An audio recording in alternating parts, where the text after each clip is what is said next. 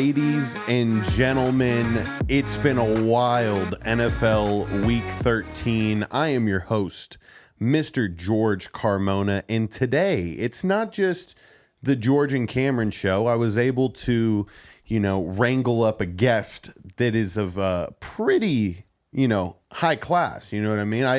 I've had a lot of high caliber guests, so I said, let me follow it up with Nick Days. Yeah. Okay, I just wanted to make sure I didn't fucking butcher that right off rip. It's Deus, but Deus. Dude, I'm not gonna unless you say Diaz, which it's not even in the spelling. It's cool, man. I'm not one of those people that if you mispronounce it, I'm gonna get angry. One of the guys, shouts to Brian. We worked together over at the Win, and he called me Mr. Diaz for the first 2 months.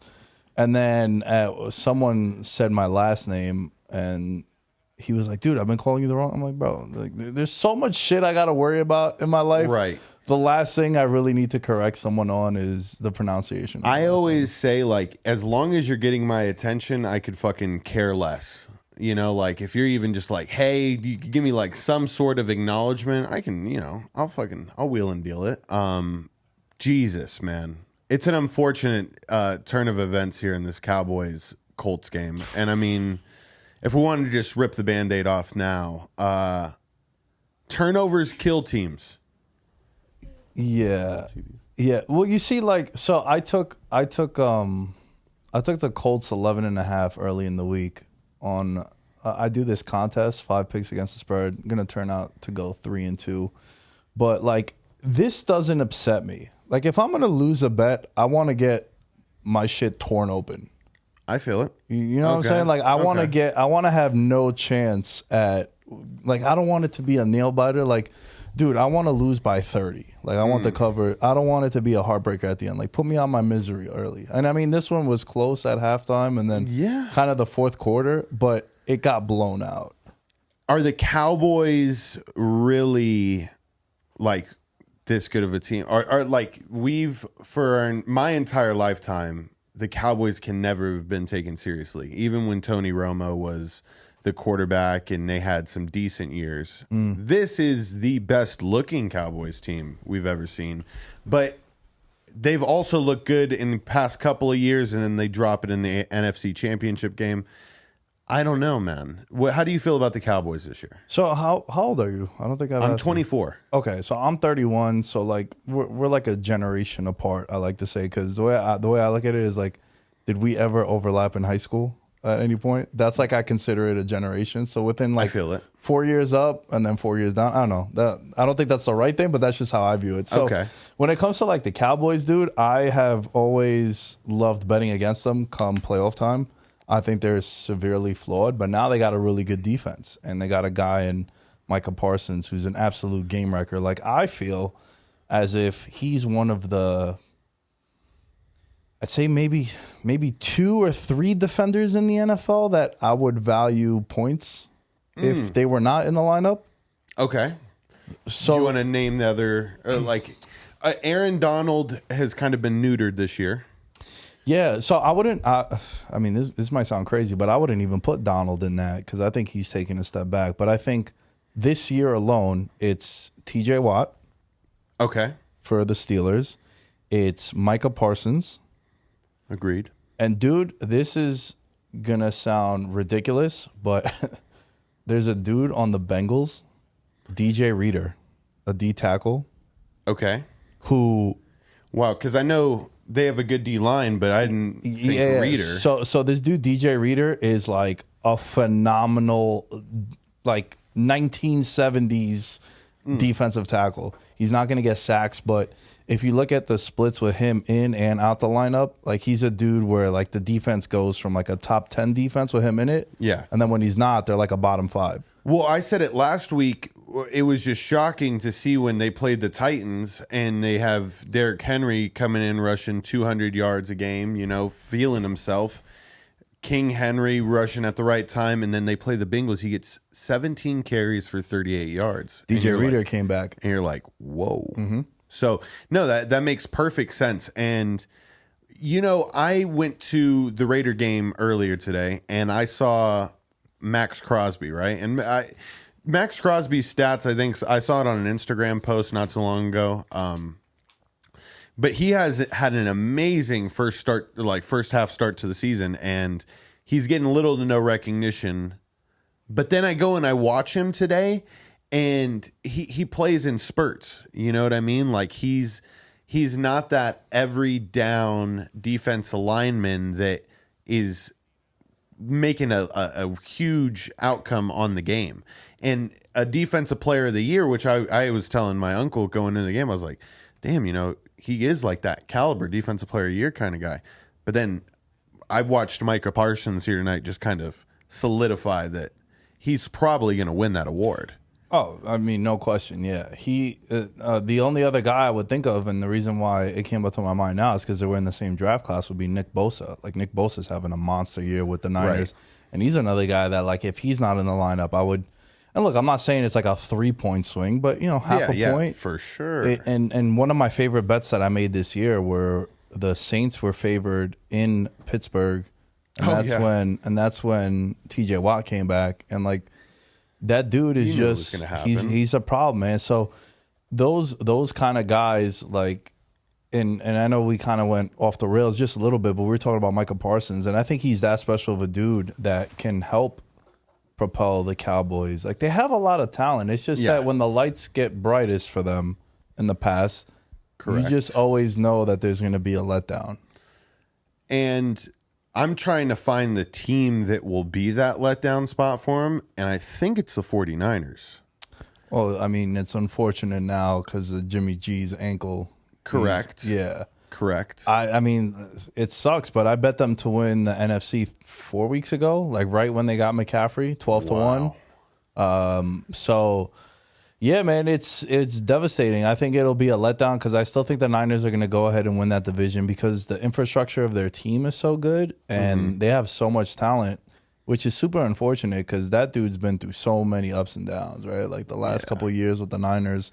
It's like it's never good enough. He can't get a fair shake. He's not going to. I mean, like, they blatantly just said, like, yeah, no, dude, like, we're not going to pay you until, come the last week of the preseason. They finally gave him that contract, and then Trey Lance goes down, and he's out for the whole year, right? He was an ACL guy.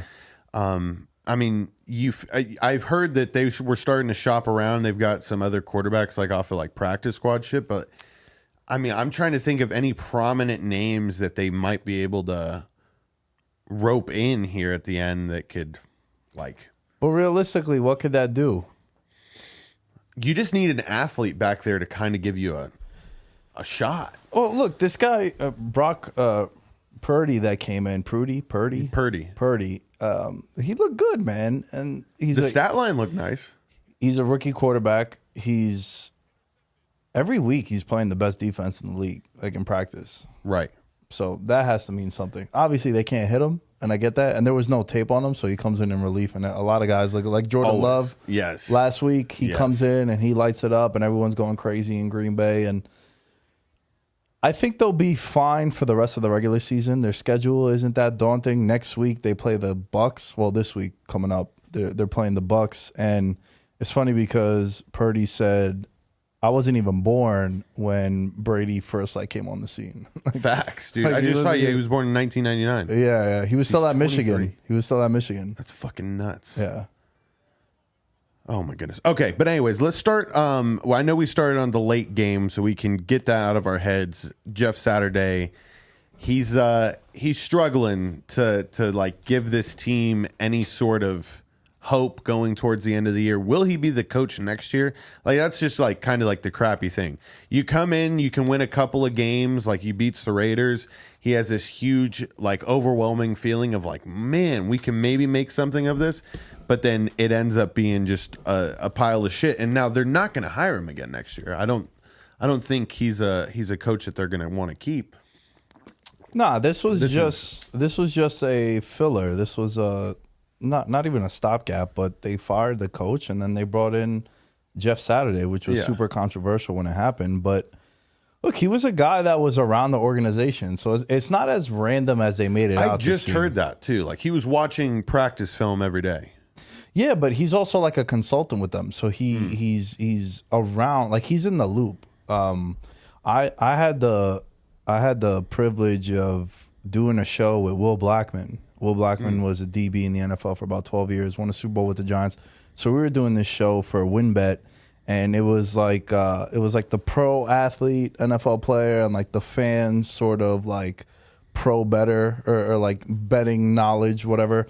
And it was a fun dynamic. And the reason why I bring them all up is because he's pretty tapped in with the Colts, and in conversations that he's now had on the shows that he's been on and combos that him and I had in private, he was like, dude, it's not as ridiculous as they made it out to seem, because he was in constant contact with the organization. He's been going there the last couple of years. He's a Colt lifer. Right. I had Robert Mathis on my show a couple weeks ago. Sick. And it was the week that he got hired, and it was before they played the Raiders.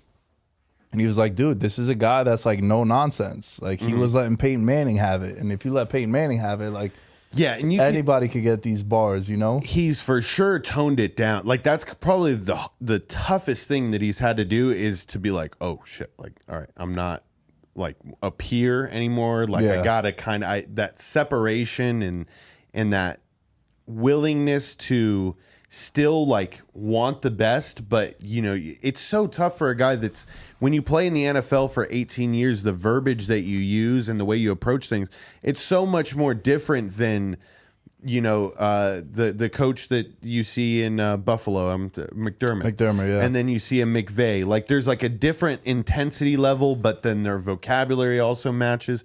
So with these like ex-football guys, that's got to be the toughest shift. Because I'm pretty sure he wants to just motherfuck every last one of those Colts here tonight. That's a no doubter. Moving on though to the morning slate. Let's start with the Steelers-Falcons. The Steelers defeat the Falcons 19-16.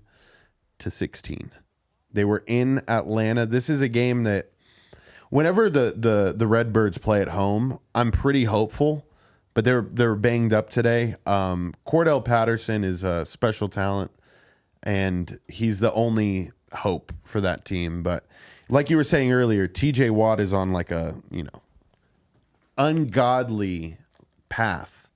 And if he can ever stay healthy, he won Defensive Player of the Year last year. But if he can start putting them together here, then he can start getting that like Lawrence Taylor type classification of permanent game records. What side did you have in this game, and how do you feel about that one? I didn't really have a side. I thought it was weird that Pittsburgh was favored in Atlanta. That kind of scared me a little bit. Dude, I've been saying that TJ Watt on my show is the best Watt brother since like 2019, because I think he impacts the game not more, but like just as much. Yeah. And this is the first year he got hurt. Mm-hmm. You know, this is the first year where he missed time. So he's been on this tear now because he's trying to make up for lost time, because, you know, you have incentives, you have bonuses and certain landmarks that you hit if you get a certain amount of numbers throughout every season that you play. But I think TJ Watt is like how we opened up this conversation, man. I truly believe that him, Parsons, maybe DJ Reader is a little bit of a stretch, but like them two in particular, if they're not in, I'm significantly downgrading their defense and their team as a whole, maybe like a half point out of the way. So Facts. they're everything that we think that they are as far as being game wreckers for sure. And Kyle Pitts, despite them having issues trying to get him the ball, now that he's out, it's pretty much Cordero Patterson and Drake London. Yep. And they're kind of limited. They get Zacchaeus every now and then, but for the most part, it's Atlanta. Like they're kind of just they're a fun team when they're playing in the dome. If it's the right matchup, they could be a team that red zone's going to cut to them all the time. Yep. But for the most part, like they're whatever. It's kind of a throwaway game for me, truthfully. For sure. And that's what makes them such a dangerous team to pick. Like I look at them every week and I'm just like, I just want to stay away. Like, right. There's nothing here that's incentivizing me to fucking snap on it. But then I look at a game like the Packers Bears today, and I'm like, the Packers, there's no way they're going to defeat the Bears, and they end up beating them 28-19. I was coming into this thinking, you know, this is the Chicago reinstating that they're not owned by Aaron Rodgers type situation. Yeah. And that didn't fucking happen at all. And I was watching that game. I was at the Raider game, and it's the same old Chicago Bears not trusting like a system at all. They've been relying a lot on Justin Fields to, single-handedly carry them throughout all their victories. You see the same thing with Buffalo though and Josh Allen, but there's like a lack of committing to that, and I felt like I saw that today. And Aaron Rodgers does what Aaron Rodgers does. Did you have a side on this game? Did you? It was. I mean, I kind of liked the Packers coming in just because I didn't know about Justin Fields, but then I pulled back when Justin Fields got ruled in. Mm-hmm. Dude, Justin Fields is incredible. Like he is. It was wild to me that he didn't go number 2 overall, that the Jets passed up on him. Because, like, bro, have you ever been to New York? Never, right? Are you, like, familiar with New York media at all? No, so fill me in. So, like, dude, if what he's doing now in Chicago was happening in New York with the Jets, because they had the number 2 pick and they took Zach Wilson, and it's pretty, even though the Jets lost today, and we'll get to them in just a bit, I'm sure. Mike White is the guy now, I think, moving forward. Or if not, is not Zach Wilson. Like, there's no way you go back to Zach Wilson. Right. First of all, everyone thought he was a little suspect coming in. Mm-hmm. The fan base isn't in love with him. His teammates don't really bang with him like that. The guys are just openly just calling him out, like, not even beating her. It's not an anonymous source. It's like Elijah Moore is like, yo, bro, don't get me the ball. So what do you want me to do? That's why my starts are down, right? Literally. So I don't know if Mike White is the franchise guy moving forward, but I do know, and I'm pretty positive in saying this, that I don't think it'll be Zach Wilson. With all that being said, New York media is the best and worst place for an athlete to go to. Because if you win in New York, or if you're winning, like, it's hard for you to win a championship, right? Like, I think that's the one thing that has changed the most for me as a fan as I've gotten older is, like, bro, I used to be all about the, you need a ring, bro. No ring, you're a bum. But it's like, as you get older, you realize, like, yo, that shit is hard, bro. Mm-hmm. Your owner got to be good. The GM got to be good. The coach, the players got to stay healthy. Like, there's so much shit that got to go your way. Right. But in New York, if you are on a fun team, you're being productive, people see a future in you being a guy in whatever sport of the major sports it is, like, they fucking get behind you crazy and they'll make you a star. However, when you don't win and it's the opposite, it goes quick. Like, dude, they were shitting on Eli Manning and he won 2 Super Bowls. Like, oh, well, I remember the whole Daniel Jones coverage, like, after they broke Eli Manning's start record, right? Well, that was controversial because it was McAdoo and he did that with Geno Smith. It was Geno Smith that he did that. And the whole argument was, at the time, obviously no one saw what Geno's doing now. Geno's been really productive with the Seahawks. But at the time, it's like, yo, if you're going to break this illustrious streak that Eli Manning is on, and it was a consecutive start streak, and you're going to go to a young rookie because you want to see what he got, no Giant fan, and as a massive Giant fan, we wouldn't have had a problem with that. When you go to Geno Smith, a guy that we literally would see every week because he played in New York, it's like, bro, now you're just trolling us. For real. You know what I'm saying? So the whole thing with Justin Fields is like, dude is so exciting. I tweeted out how they're going to have 7 primetime games next year, and I can't wait. Oof. Because I think he's that good, man, and he's that fun to watch. And it just came down to Rodgers seized the moment when they needed to, and he threw a bad interception. They got a turnover also. So, and Watson's been fucking phenomenal, dude. Christian Watson. Oh yes, no, because he's. I mean, the one play that I know he had that big breakout game with Rodgers early on, but when he came in, Jordan Love came in, and then he had that touchdown. Oh, fuck, what was it, last week? He got like a 70-yard touchdown when he the slant against the Eagles. Yes. I was like, you know what? I guess he is that piece for him, but it's just taken too long to figure out. And I'm going to take a look into that division because is that tighter than I think? Nah. That division's a wrap, bro. Yeah, no. Minnesota clinched today, the division. Chicago's mathematically eliminated. Yeah. So is Houston. All right. Well, anyways, on to the next game of the day. Lions Jags. This game I stayed away from because you never sure what type of Lions team is going to show up, but they're putting up points. They're like one of the highest scoring offenses in the league. Yeah. Jared Goff, Amon-Ra St. Brown, to me, has solidified that he is a top 5 wide receiver. I think you could put him in the same classification in route running and consistency as like a Justin Jefferson. If you're trying to go viral and cut up a clip, I think that might be it. But I do not agree with you at all. Okay. I think that you see the potential. Though. Oh yeah, yeah. I mean, there's a reason they're scoring a lot of points. He's good. You need a guy like that. He's very good, but I think Justin Jefferson is the best wide receiver in the league right now. It's like him, Chase, Diggs, Adams, and Tyreek. I would say. Now that Kupp is out with the injury, Cooper Kupp, him, Chase, Diggs, Adams, Jefferson. Adams has started to turn it on. These past couple of weeks. He's been pretty solid, man. He's been pretty solid. I think the issues with Adams have not been Adams' issues. They've been like Carr and the offense issues. Yeah, it's been Josh McDaniels' issues. But with St. Brown is definitely good, man. He's very good. Top 5 is a extreme stretch. I can't let you get away with that one.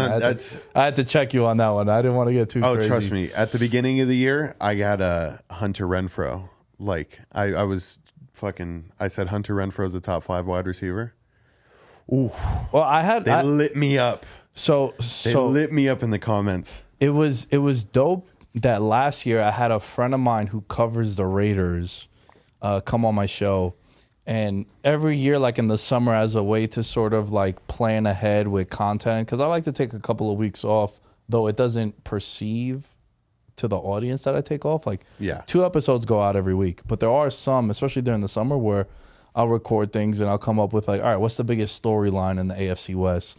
Who's the biggest X factor? And you can't include Patrick Mahomes because it's like, duh, no shit, he's the X factor. Like, right. You got to give me like MVS or someone crazy that's not on the radar. And I had someone come on the show that was covering the Raiders, and I'm like, dude, I know you're gonna laugh at me, but I think Hunter Renfrow is gonna catch like 90 passes. This was last year. I was like, get the fuck out of here, man. Right. I was like, I'm a Hunter Renfrow guy because I bet Clemson to win the national championship the year that they won it. When I was out here in Vegas with my buddies that summer, they were like plus 825 or plus 850. So I bet them to win the national championship. So I was like, yo, Hunter Renfrow scored the game-winning touchdown that year. That's my guy. I was like, that's forever. That's my guy, right? So he ends up going and catching like I think 80 something passes last year. He was a legitimate, like he was starting in your fantasy league also. So that top 5 is like top 5 is such a generic number that we like to throw out. Like top 5 is like the elite, right? I'm more of I like Mount Rushmores. So I always say 4? Like, yeah, I like picking 4, but I think St. Brown, man, St. Brown is very good. I would say he's a top 5 wide receiver of the last 2 like draft classes. That I'd give you. Okay, and you've had some really good wide receivers too. Absolutely. So that I would say, yeah, I'd say probably off the top of my head right now, I'd say it's probably Jamar Chase and him. The last 2 draft classes that I would take. And like Waddle's in there too. Probably take Waddle over him. But yeah, but like that's Devontae Smith didn't pan out the way I thought he would. Nah, Devontae Smith he's quietly having a better season than AJ Brown.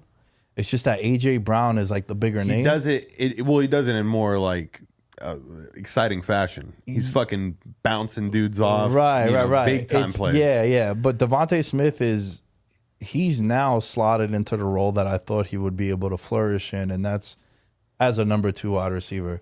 Like, do you feel that way? I feel as if there are certain coaches that can only be coordinators. They can't be head coaches. I do feel that. And then I feel like there's certain wide receivers that can never be number 1 wide receivers on a team. They could be great number 2 wide receivers. And where the mistakes happen is when you have a number 2 wide receiver and we're treating him like he's your ex number 1 guy. Yeah. No, without a doubt. Because it's there's some number 1 wide receivers that would never be able to translate over into like a role player type of position as well. Like that's that final piece too. Because like I think of a Michael Thomas, and now how many injuries he's had going back. He's gonna think that he is that guy, but he's not gonna mold into the role. Weirdest career a wide receiver's ever had. Oh my God, dude. It's sickening. It's sad. I don't even understand it. So usually I don't understand it. Usually a wide receiver, like they get called divas, right? And it makes total sense when you think of it this way. And someone broke it down to me, and ever since then it's made a lot more sense. Like when you're playing football, did you play football at any level? You play football, right? So like who are the first people that break the huddle? The wide receivers. Wide receivers. Who's the furthest away from the ball? Wide receivers. All right. Who needs someone else to do their job so they can be productive? Wide receivers. So there's like, they are isolated, right? So when they bitch and moan about needing the football, it makes sense. Because in order for me to, now it's also a business, right? Like the NFL is a business. Yes. It's also, there are guys that have bad college tape because they're in systems that they're not productive because that's just, they go to an SEC school and all they do is... How the fuck did Calvin Johnson, who went to Georgia Tech and they ran the double wing, become the best wide receiver of all time? Yeah. Things like that. Yeah, things like that. So it's always fascinating with the wide receiver position. And Michael Thomas comes out and before he got that big contract, he was like clean cut, no issues of diva, like score touchdowns, give the ball to referee. Then he got paid, and that's when like the fuckery kind of started with him. Yeah. And it was even before he got hurt. It's just he would just go ghost. There was just a lot of issues. So that's why I feel like he's had a very strange career, because usually it's like, I'm so productive my first couple of years. I'm not making money. I'm bitching and moaning and holding out and doing all these contract shits because I want to get paid. Yeah. But he did it was like the opposite. Complete flip flop. Yeah. He did like the OBJ, I guess you could say. I mean, and they might be more tightly connected than what it's that image, right? It's the glitz and the glamour. You get Alvin Kamara though, and I know we're bouncing around everywhere here, people, but fuck it. I never have a guest here just to spit football, so who gives a shit? But like Alvin Kamara is like the most iced out individual, like glitz and glamour to 1,000, but he still like shows up every week. You know what I mean? And I think there was that shift in OBJ's career, and I know he was getting hurt. He got hurt on the Giants, and that led to certain things. But yeah, I think it's that first big contract, and then that first injury, and then that coming back to realize like what you actually are at this moment in time. Because number one wide receivers are extremely hard to come by, man. And when teams don't have them, it's so evident. Like, it's so evident. Like the Jaguars right now. Yeah. Who can you rely on? And that's partially why I wanted to stay away from that game today. I knew the Lions would put up points, but I was like, damn, can the Jags find anybody to score a touchdown here? I don't like the OBJ thing though. What do you think is the issue with OBJ? Because I feel like the Rams don't win the Super Bowl if he's not on their team last year. And all that stigma around OBJ went out the window because they won the Super Bowl with him.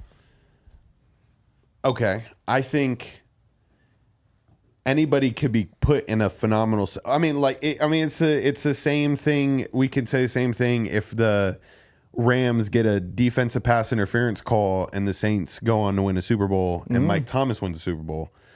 That's like a similar type situation in my head that I could point out where he was a major piece in that. I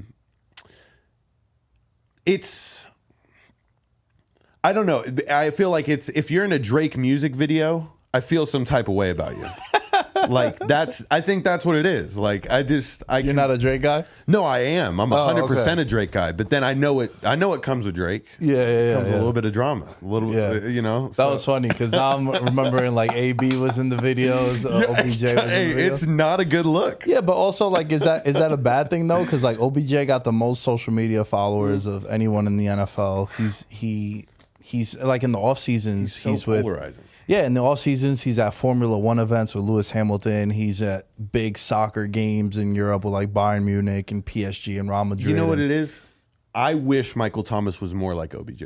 I think that's where I'm gonna now formulate this because so OBJ, I mean, he's one of my favorites like ever, dude. Because I'm a Giants fan and he went to the Giants, and I always used to tell my buddy Dylan because he would always ask me about like the Giants and shit, and we'd always talk. He's a Giants fan also, but I would tell him, I'm like, dude, we don't deserve a player like that. Like the Giants, my whole life have never had a like arguable top 3 player at his position like that. Like, yeah, they've had defensive ends or they've had basically defensive ends, right? Like that I can think of, but they've never had like, OBJ is the number 1 wide receiver in the league, or Eli Manning was never in that conversation. I know things were going viral back in like 2011 when they asked him, a New York show asked him like, do you think you're a top 5 quarterback? And he's like, yeah, I think I'm a top 5 quarterback. And that shit fucking erupted on social media and shit. And like all the tabloids and all the media outlets were saying, oh, he's not a top 5 guy. It's like, what do you want him to say? No, I'm not a top 5 guy. Like, that's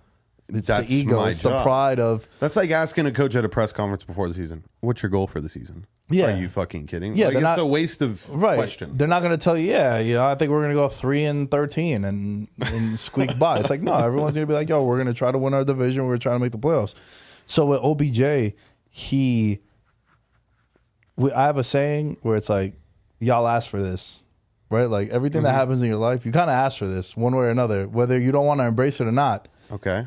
He was having his issues with Eli, and he wanted out of New York. And it's like, dude, in New York, you're a megastar. You're the number 1 guy. We just paid you. And then you go to Cleveland and you realize, like, maybe it's not the best to play with your boys, right? Because Jarvis Landry, he was cool with Baker at the time. Yeah.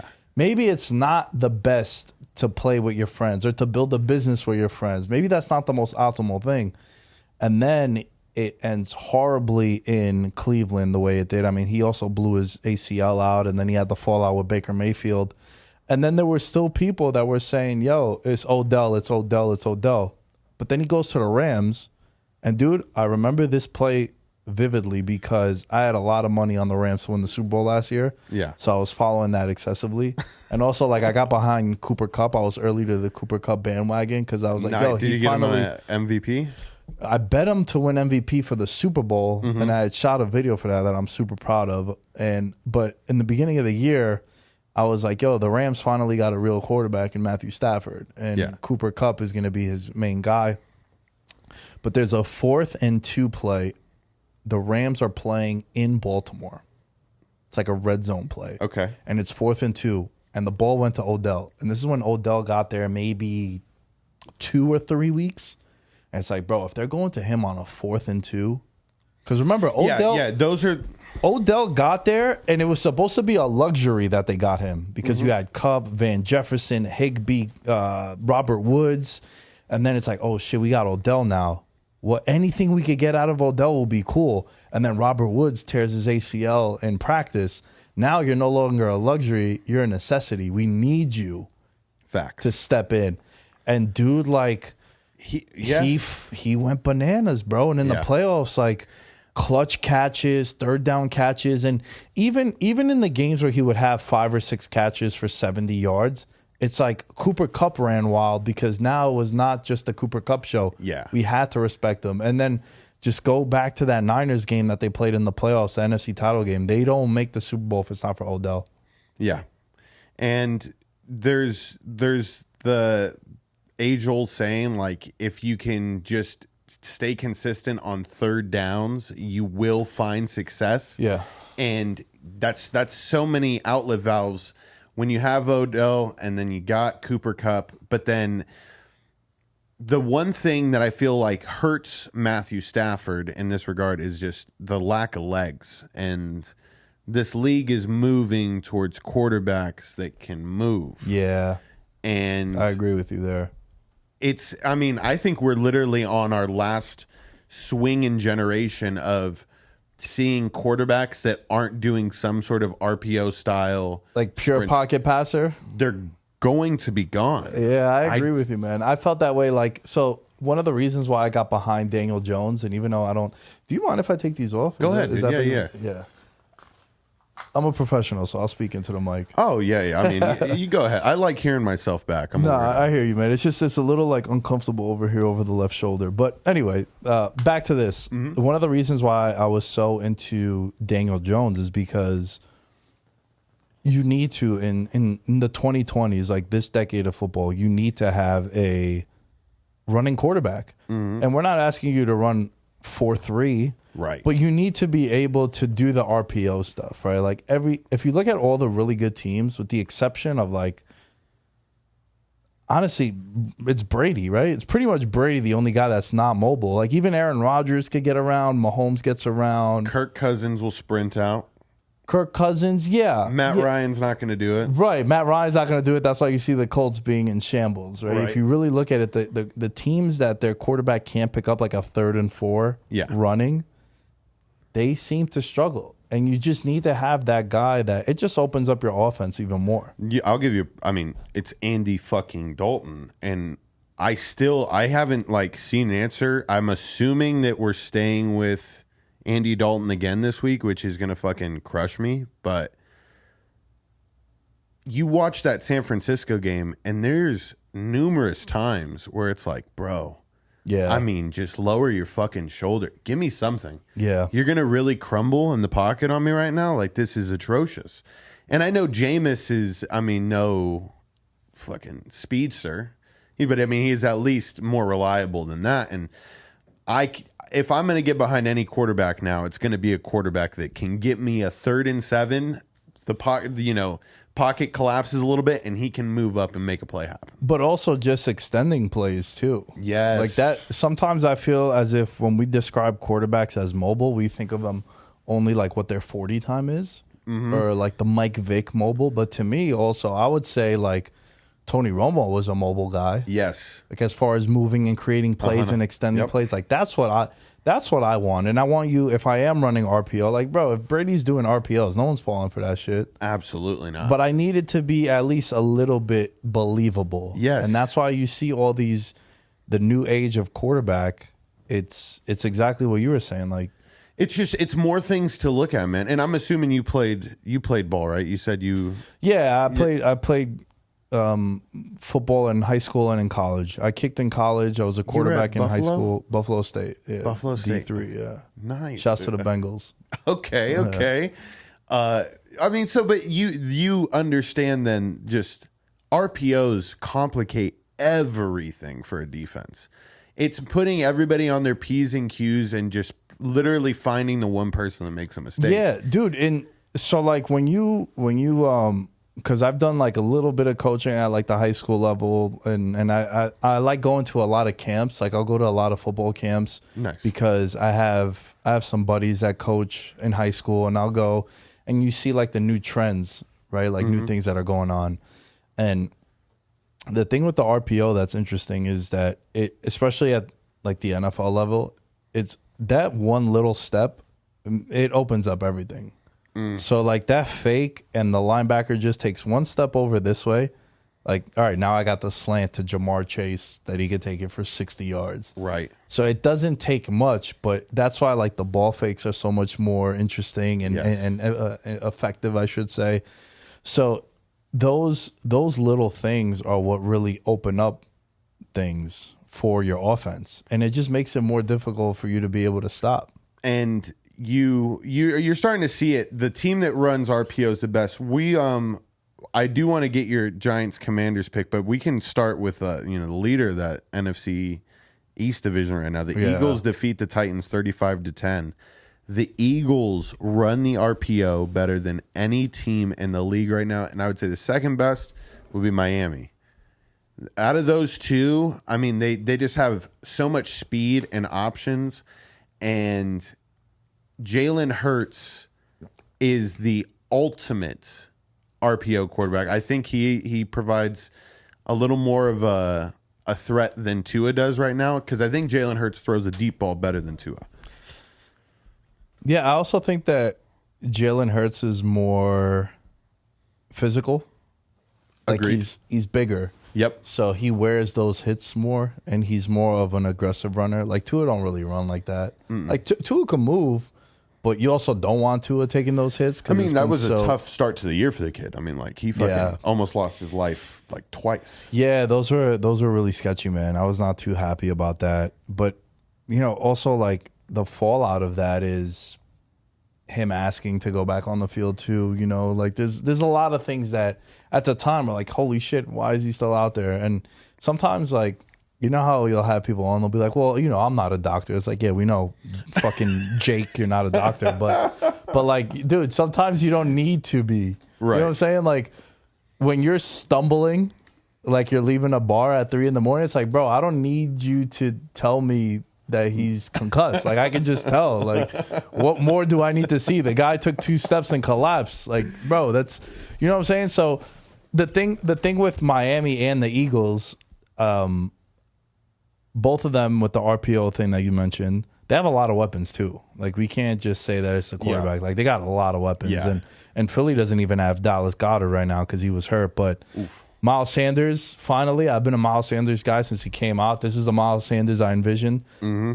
They probably have the best offensive line in the league, I would say. But again, I felt like the most important offseason move a team made this year was A.J. Brown going to the Eagles. And the reason why is because it let you correctly evaluate if Jalen Hurts could be your guy. Devontae Smith, our conversation before about number 2 wide receivers can't be number 1s. Now he's a number 2, and he's lighting up everyone he plays against. Right.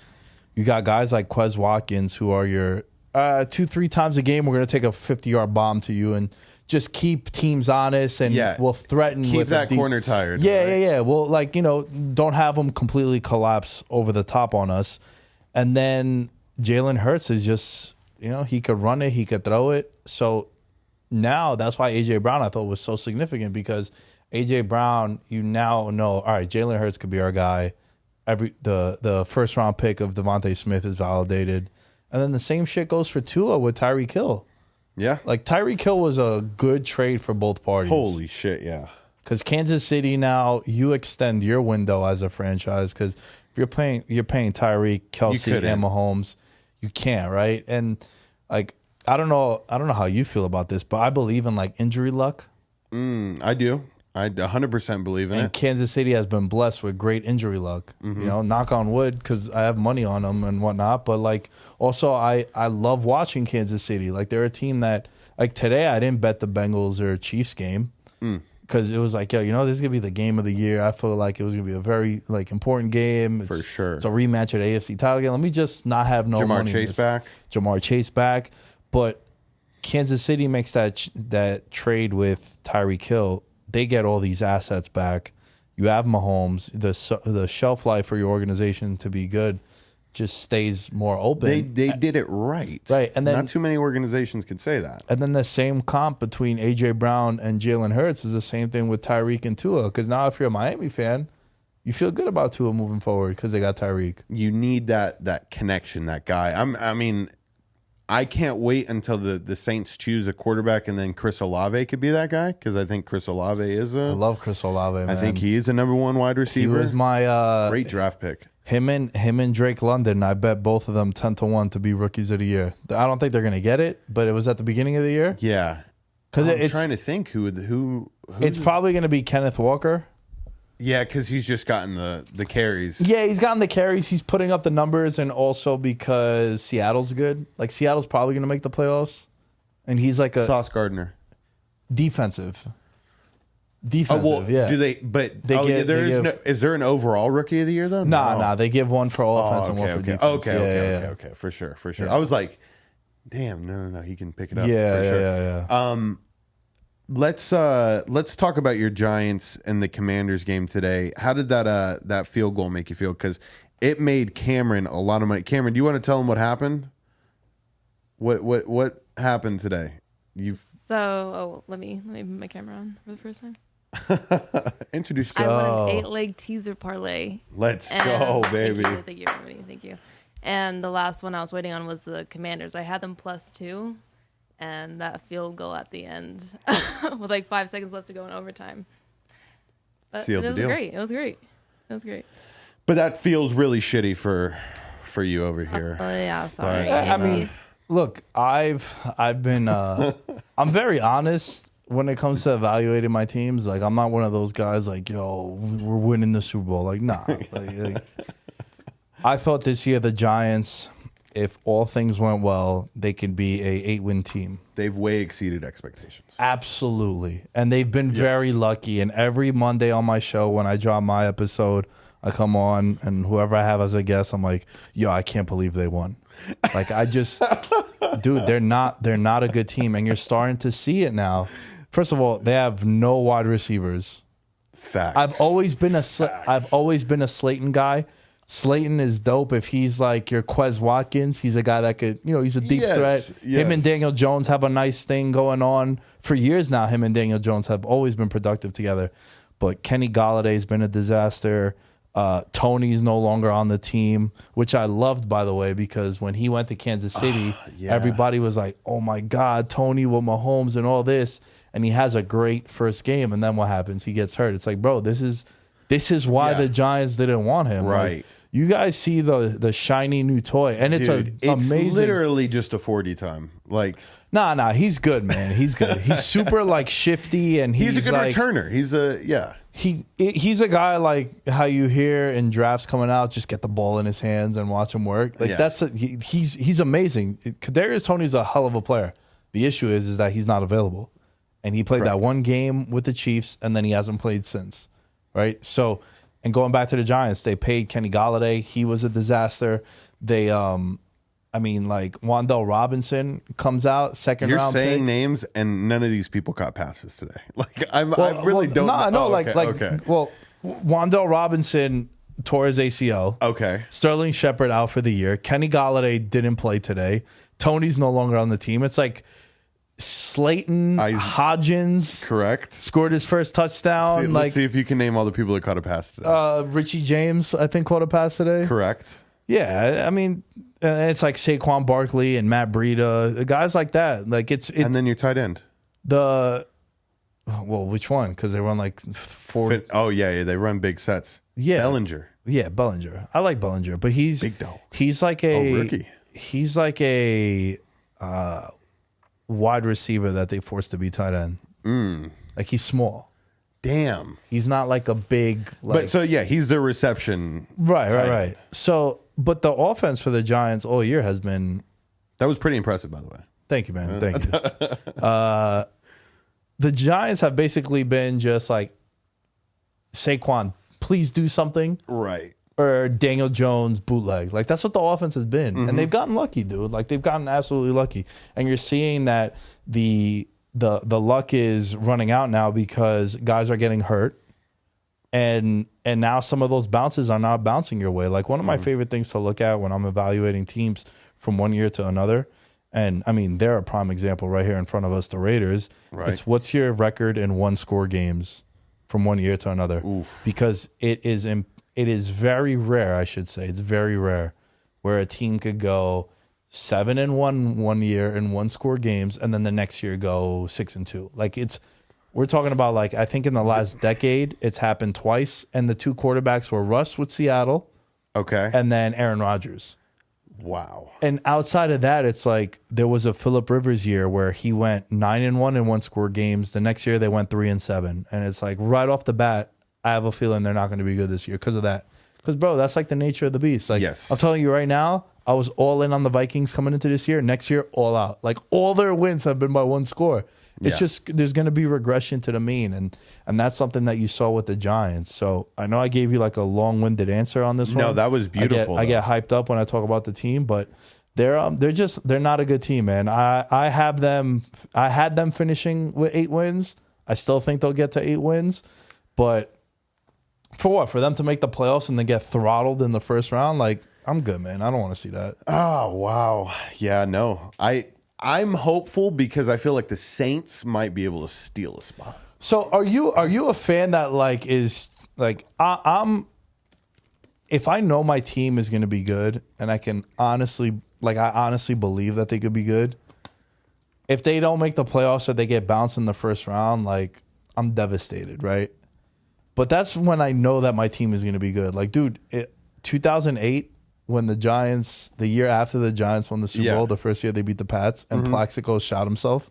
I was never more positive in my life they were going to win a Super Bowl. I was like, yo, they're going to win. They're the best team in the league. They were like 11-1. They beat the Cardinals and the Steelers, who went to the Super Bowl. And then Plaxico Burress shot himself, and then it was a fucking disaster after that. So the reason why I bring that up is, are you the kind of a sports fan that like, oh, if we make the playoffs, I'll be hyped? But then they get shellacked in the playoffs. So this year, based on the start, so like, yeah, I will gauge it based on how I feel like confidence-wise going into a season.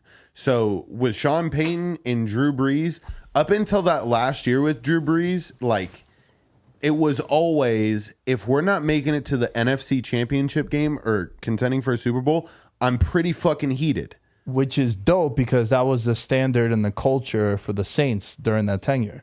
Yes. Right. So that was already established that was the expectation. Correct. Whereas like with the Giants in a rebuild, like, yeah, would it be dope if they make the playoffs? Sure. But I also know that they'd be close to a double-digit underdog to someone, and they're probably going to get shellacked. Because at that point, it's like...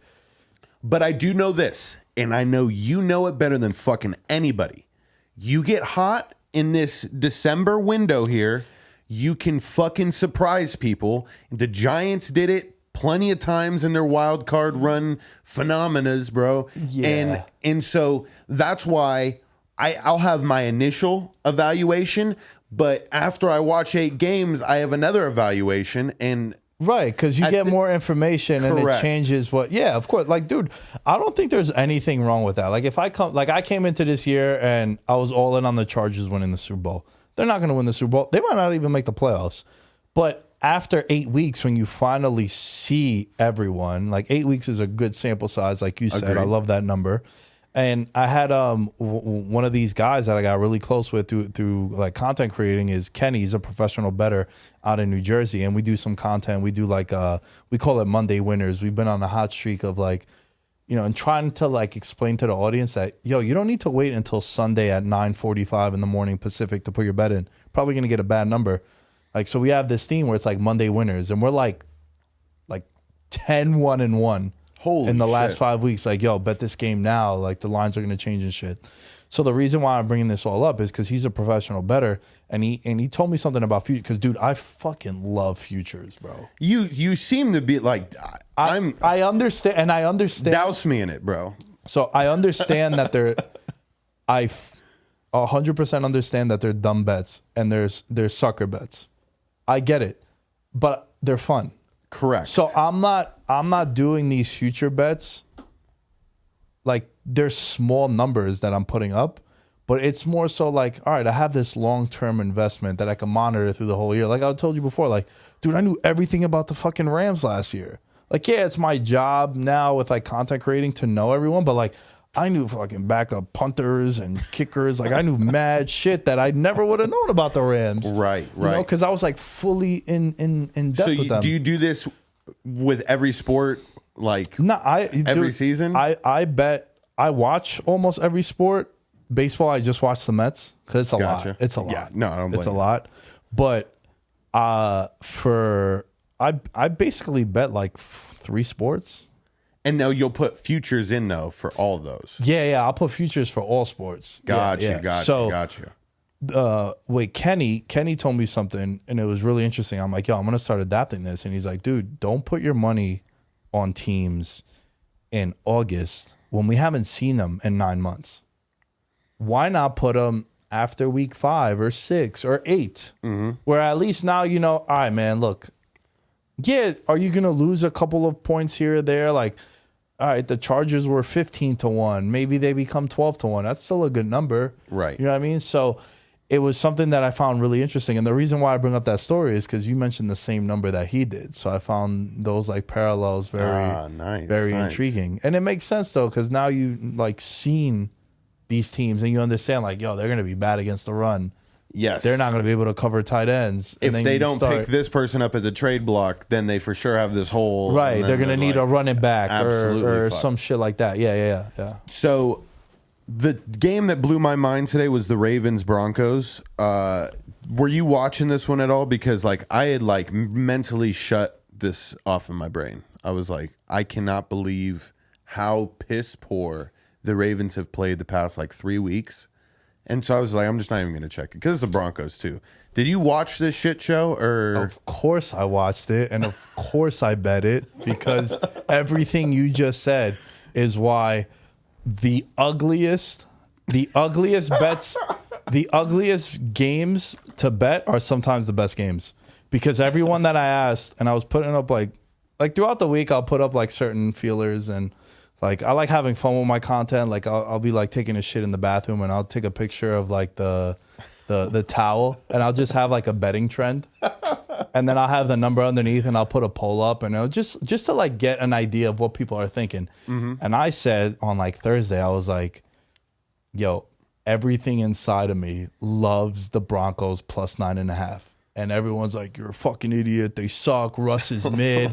My boys are like, yo, they're trash. Like, no one wants to play with them. And I'm like, oh, man, I'm loving this. Right. I'm loving this. Because you bet numbers, not teams. Like, that's the number one thing in sports betting. Correct. It's like, yo, you bet. I don't like the Broncos at all. But 9.5 with the third best defense in the league? I think it's San Fran and them. Yeah. Right? Yeah. And then the Cowboys. And then Cowboys. Yeah, that's a good one. Yeah. I think so. It's like, all right, you got a top 3 defense. You're getting 9.5 points. It's a 40 total. So points are at a premium. And then you got the Ravens, who are coming in injured, hobbled. God, they have no I know Lamar ended up getting hurt during the game, but they were still like, they weren't doing anything with Lamar in the game either. And it's like, yeah, I watched that entire game. That had an ISO on one of the monitors because I was watching it. But it was it was a 10-9 game, and it was exactly what you would think it would be. The game sucked. It was awful. A lot of 3 and outs, but from a betting perspective, like 9.5, I cashed it at like the first quarter. He got injured early. Yeah, guy sacked him and fell on him, and his knee kind of got caught up. And it sucks because like dude hasn't. Damn, it's his contract. Yeah, but he's gonna get paid, bro. He will, but listen, man, Dak's ankle was like fucking dangling, and they gave him money. And then Deshaun Watson had all that crazy shit going on with him off the field, and they gave him money. Lamar Jackson's gonna get his bag. Like, everyone relax. He's gonna get exactly what he's worth. He's gonna be like to the Saints. So you know where I think he might go? Oh, tell me the Saints. No. I got 2 I'm going to give you. Okay. The Jets. He's meant for it. Okay. Yo, dude, the Jets have a lot of talent. If you have Sauce Gardner and him on a team, I like that. Their defense is really, really good. Mm-hmm. They're probably like the 4th best defense. We were rattling off the defense before, but they're a really good defense. And then on offense, bro, they got Garrett Wilson, Elijah Moore. You got Conklin and Uzoma at tight end, which combined together is like a really good tight end. You're going to get Breece Hall back off the ACL. You got Michael Carter. You'll have some draft picks because you fleeced Seattle in those deals that you made for Jamal Adams.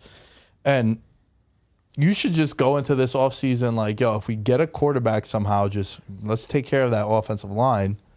And I think Lamar could be interesting, bro. Because also like Lamar can also spite Baltimore.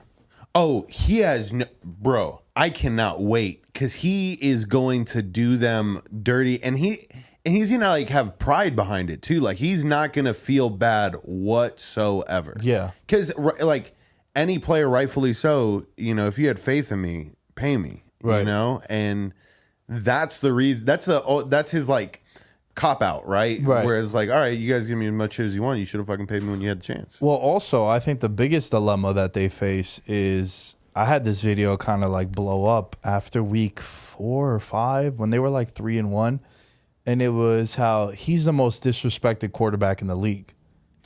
As far as everything. So like character?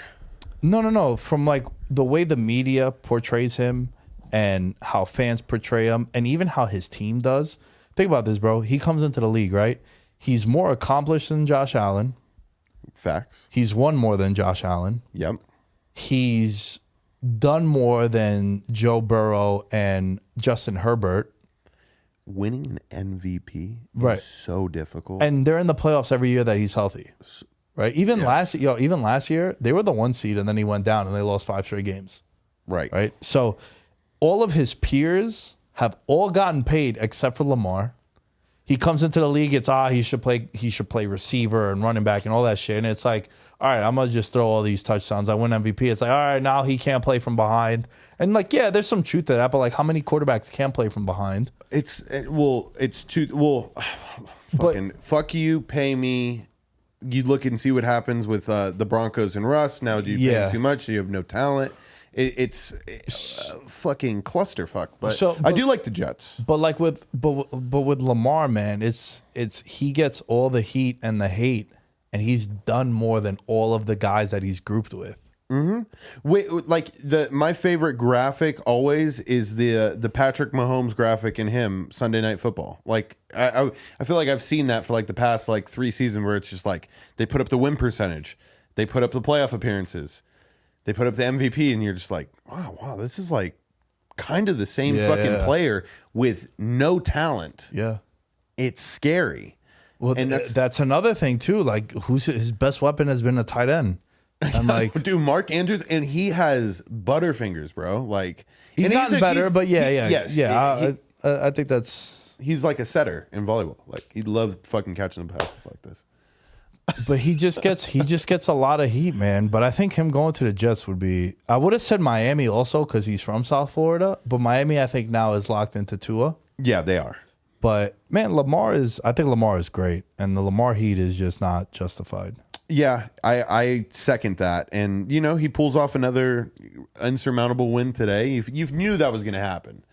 But like you predicted earlier, it was going to be ugly. The Browns, this is the game where I thought Deshaun Watson's going to come back and the Texans are fine. Like, this is the game they've been prepping for like 2 weeks secretly. Like, we're not going to let this motherfucker come down here and beat us.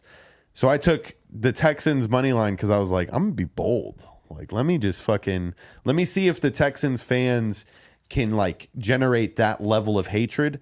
And so I immediately, as I'm at the Raider game, I'm like searching Twitter. I'm like, the Texan fans booing. Like, that's my favorite fucking video. Whenever a dude comes back and then you just get the entire stadium, bro, fuck you, Deshaun. I wanted to hear that, and I couldn't find anything on Twitter. Did you see any videos of like? Yeah, I think it's Albert Breer. Okay, he was at the Houston game, and they gave it to him when he first stepped onto the field.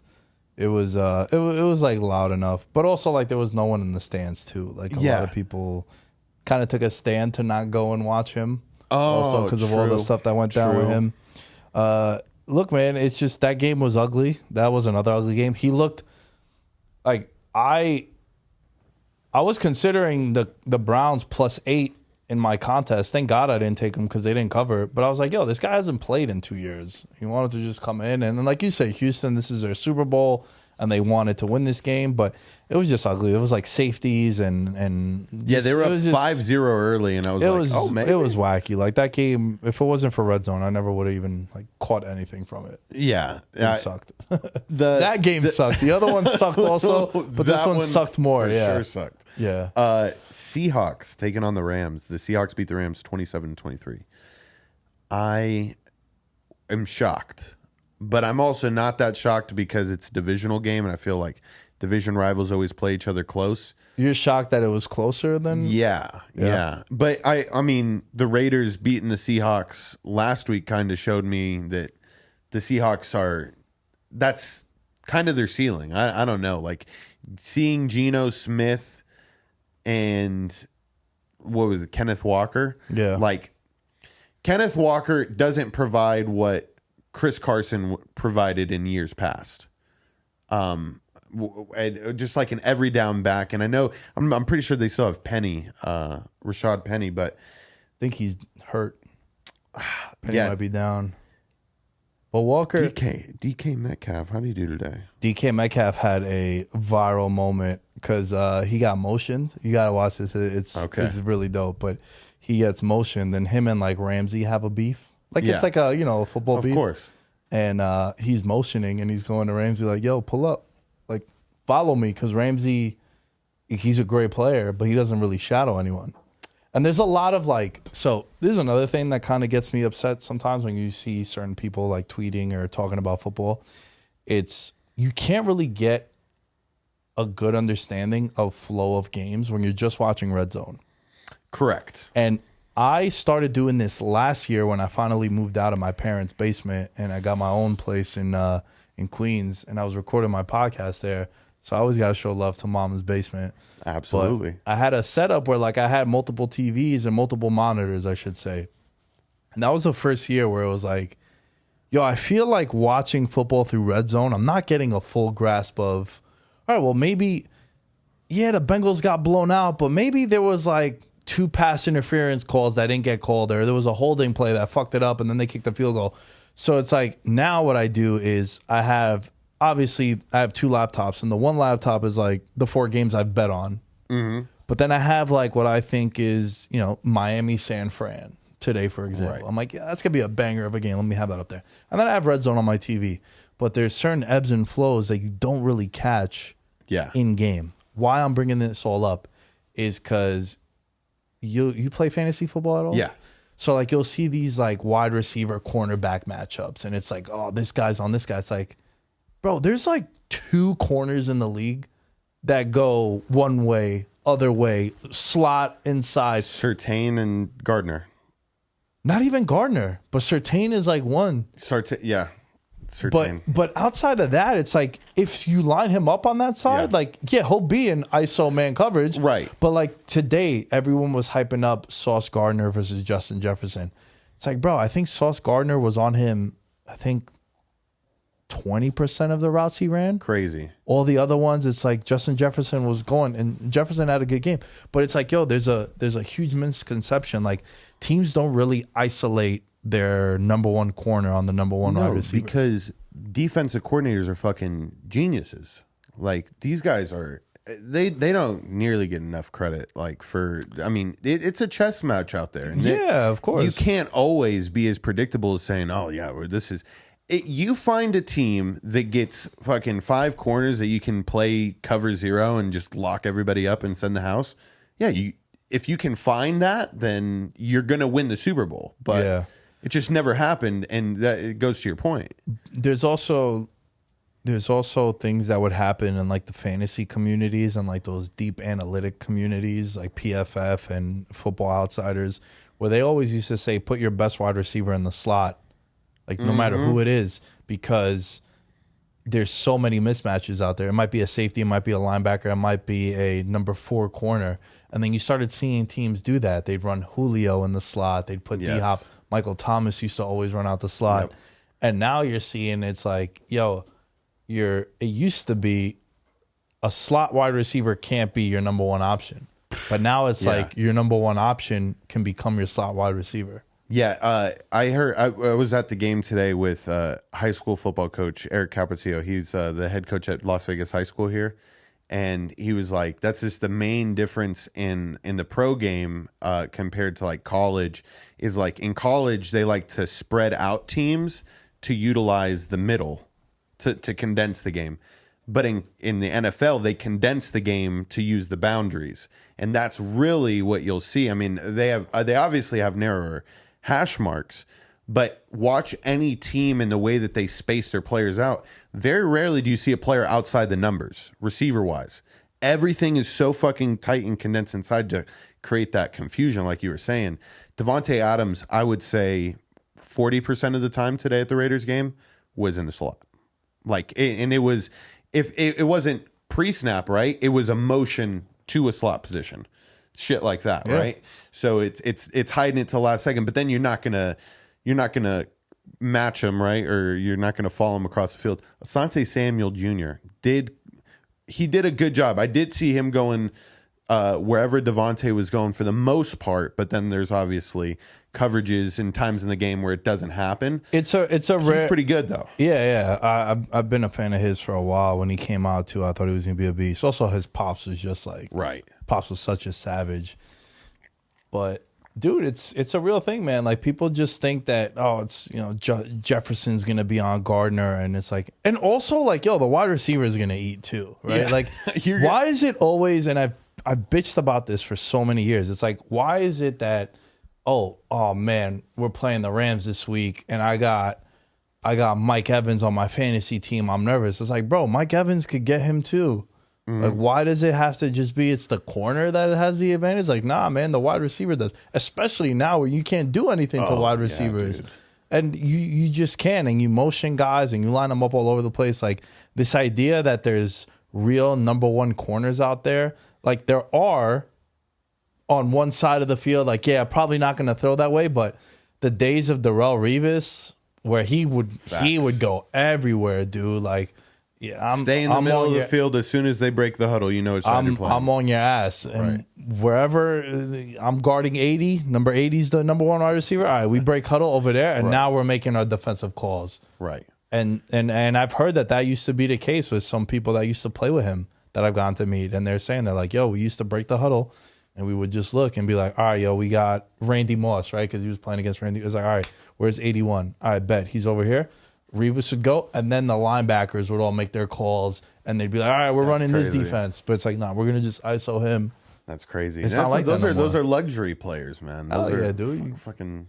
That year was special of his, man. He was a beast. That was the Hard Knocks year, right? Where they were in like contract negotiations, and then it was I think so. I remember it, and then like Rex Ryan was like, not like we need him anyways, but he was like, but we kind of need him. Like, he was like, fuck it, that dude's kind of sweet. But I guess the final game I'll touch on, the Raiders finally look like they're piecing it together, and if I am gonna be a Raider optimist right now, they have a good shot of going or getting to 500 because they play next week at, let me tell you right now, I pulled it up earlier. They play the Rams next week, which is a winnable game, and they're finding their groove. But then they play the Patriots Sunday Night Football at the Death Star to go 500. And in the AFC, where it's kind of like every AFC team is going to be in the hunt graphic until about week 17. This could be huge for the Raiders, and then they, defeating in division rivals always bodes well towards the end of the season.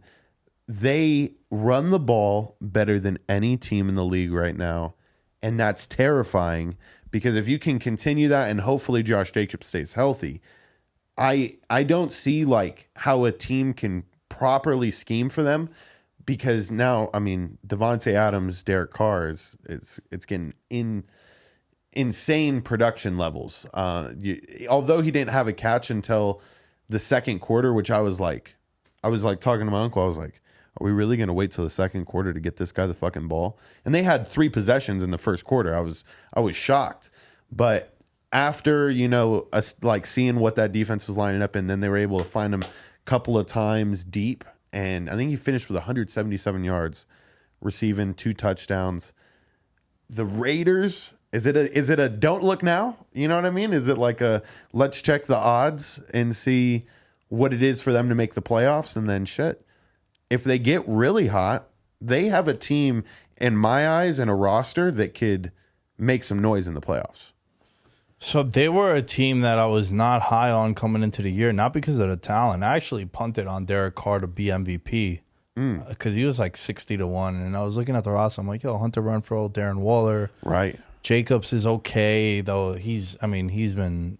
Now the team shifted, right? They had to. Yeah, and then the reason why with Derek Carr is because they finally got him a real number one wide receiver, his boy back from Fresno State, Devontae Adams, best wide receiver in the league. So I took a stab at them, but then also like they had an amazing record in 1-score games last year. They won all their games that went to overtime, and it's like it's hard for that to be replicated. And up until I think all their losses this year have been 1-score losses for the most part. I can fact check you on that. With the exception of one game, so it's a real thing, man. It's hard for you to go and for people that know my brand and know my audience, know my content, I should say. I always harp on that. It's like, dude, these records in 1-score games are very important. You nailed it. Sort of. The Saints were the only game where they got blanked by the Saints. Don't even know how. 24. Yeah. I remember that was the only game. I remember that one. I remember a pro bettor that I met out here was like, the Sharps were on the Raiders. I was like, bro, I just feel like there's some games you just shouldn't bet. Like at all. Yeah. Like Atlanta, Pittsburgh was a game. It's like, yo, you don't need to bet it. You know, so if you're telling me that, it's like, all right, cool, man. Good luck. You know, like I hope everyone wins. We're playing the bookies. We're not playing each other. Right. So to me, like, get your money if you think so. But I just think there's some games that you shouldn't bet. Like I look at the numbers, and if I like them, like, you know, like I have friends that they're already saying like, yo, what am I going to bet Monday Night Football? It's like, bro, if you don't like that game, I'm not going to bet it. Yeah. It's a tough, it's discipline, I'm learning, bro. I'm learning the discipline. Of course. Like, I mean, you asked me earlier, you said how many bets you make. So like, I mean, I've kind of been, here's the thing, I get bored. So, and I like, obviously I like big numbers. That's a bad sign right there. I get bored, right? So like round robins, like understanding them. And like, I was for the past 2 weeks, I've been kind of only putting in round robins and seeing if I can get do the combinations make sense? Does this make sense in parlay betting? After doing round robins, I'm like, maybe only when like baseball comes around, maybe that's when that could be a little more useful. Dude, don't bet baseball, bro. I don't. That's the thing, though. But I feel like the more the Sticky Paws Studios is only going to grow. Sports Junkeez is going to happen. So let me ask you this: we ended up hanging out yesterday. Shouts to John. He had us at our house at his house watching UFC. Right? Are you into the UFC? I am into the UFC, but I'm getting better at learning the names. I'm a huge stickler in not being able to like spit shit out. Like there's so many different fighters. That's fair. There's like 800 people on the roster. Bro, it's totally cool. But it kills me as a sports fan because like I know I hear all these other motherfuckers and I'm like, damn. Yeah, but that's like their thing though. I wouldn't. Right. I think you're just in your own head there. Like you don't need to. If you start rambling off pictures on the Padres, I'd be like, all right, cool. I know. Like it's just I don't follow it. You know. So like, but the reason why I say that is because I love UFC and I love UFC betting. Because there's certain things like yesterday I had this one guy to win by knockout plus 625 and that made up for my whole night. And everything else after that was like, all right, anything more is a bonus. And the reason why I say that is because, dude, I was like 18 months ago, a year and a half ago is when like my life really changed as far as like understanding betting for real. And I've been doing it my whole life. I was a gambler then. Now I'm a bettor. Ooh. And I think there's a big difference between the two. I like because that. Dude, a gambler is, yo, what's the Monday Night Football game tonight? Like, I got to put something down. But a bettor will be like, I don't like anything on that game. Right. So I'm not going to bet it. So that's the big difference between the two. I like that. So for me, when I bet, I kind of just like, there's been UFC cards where I have a bet on every fight. And it's because I like something in every fight. Okay. Will there be something if we're watching together and you're like, yo, Nick, who do you like in this fight? And I'll be like, I kind of like him. Do you have money on it? Nah, not really, but I do think he'll win. Why is that though? Maybe I don't like the line. I don't want to lay minus 500 on a fighter and then he, slips and snaps an ankle and then, doctor stoppage and shit. So I think you don't need to bet every day, bro. And like less is more. That is very true. Less is more for sure. That is very true. So just enlighten me. Straight bets have been your way. Yeah. That's kind of, and it wasn't one of the main changes. Yeah, dude. Because so if anyone ever sees me post a parlay ticket, I've straight bet everything. Got it. I have to, because the days of putting an 8-leg parlay together and then going 7 of 8, like I was telling you yesterday, we were watching the fights. It's like, bro, I'm tired of that shit. Like, I feel like I'm good enough where I can get positive. Like I could go 6-2. Do you do a pretty good job of tracking? Like, yeah. I track across everywhere. Yeah, and I was telling you how like I post all my wins and losses all together. Right. No, I'm very glad I got to meet you, Nick. I want everyone to know though where they can find you, where they can find your show, and I look forward to having you back on in the future though, bro. Yeah, man, this was dope. I love the studio. I like coming here. I think this is like I've been here twice in like 2 days, I think. Yeah, so We're maybe take like a couple weeks off. Yeah, you can take a little bit of a break. But Nick Day is 10 on social media. Veterans Minimum is the name of my show. It's sports betting, entertainment. It's a vibe, man. I like people come there, they listen. You feel like you're there listening with us, and we have fun with it. We don't the people that I have on, we definitely don't take ourselves too serious, but we also know our shit. I feel it. So it's more of a vibe. You know, we want you to come for the entertainment and you leave with like, oh, I never thought of it this way. So I like that. That's kind of like the MO of the show. Nice. I want to spend more time in the future getting to know a little bit more about your backstory, but that's on a not recapping episode of Gridiron Junkeez. Ladies and gentlemen, make sure you guys follow Gridiron Junkeez across all social media platforms. The goal before the Super Bowl is 5,000 YouTube subscribers. I think we can get it. We're at 3,600 right now, so we're climbing. If I can get 5,000 subs in a football season, Nick, I would... Shit, bro. You do some weird shit? I would do some freaky shit, honestly. Yeah, nice. I feel you, bro. That's how I look at things too sometimes. If it happens, we'll get freaky with it. Cameron, thank you for engineering tonight. This was your first time ever engineering with a guest, and you've murdered it. You've done a great job. Thank you. Where can they find you at? Okay, at CameronLee97 on Instagram, at Cammy_Lee on Twitter. The best engineer in the world. Oh, thank you. Love you, baby. All right. Gridiron Junkeez, out.